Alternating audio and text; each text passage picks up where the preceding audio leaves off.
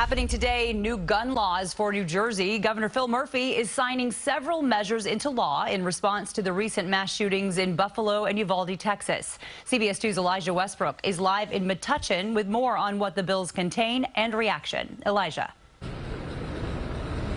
Well, Jessica, any minute now, really any second, we will watch Governor Phil Murphy sign these new gun safety reform packages into law, something he and his supporters say will make the state of New Jersey safer.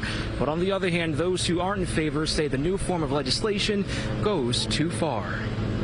Gun safety advocates such as William Kaminsky and his wife, who are part of Moms Demand Action, came out in support of these stricter gun laws. My concern is that we're going to see more and more irresponsible gun carrying in the state. Some of the new restrictions aim to regulate ammunition sales, require gun owners who move from out of state to register their firearms and obtain a new firearm purchaser identification card, plus mandate training to obtain that card, which must be renewed every 10 years, and give the Attorney General power to bring legal action against gun manufacturers and retailers. We're here to see that Governor Murphy is doing everything possible to maintain sensible gun carry.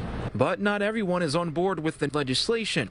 We took a quick trip to Iceland, New Jersey, where we met Dominic Arauco, owner of Woodbridge Arms and Archery Company, a small gun shop here on Queen Road. I think that they're prosecuting legal gun owners and people who possess legal firearms. You go out, you buy a firearm, and you do something bad to someone. I'm responsible because I did the transfer. You passed all the background checks, but I'm responsible.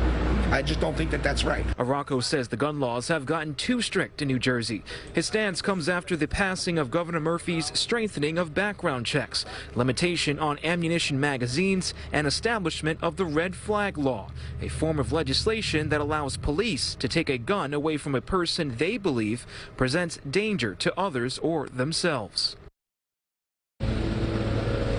And back out here live, once again, Governor Phil Murphy is expected to sign this new form of legislation into law any minute now. We should mention that this is actually his third gun reform package that he has backed since taking office in 2018. We're live this afternoon here in Metuchen, New Jersey. Elijah Westbrook, CBS 2 News. All right, Elijah, thank you.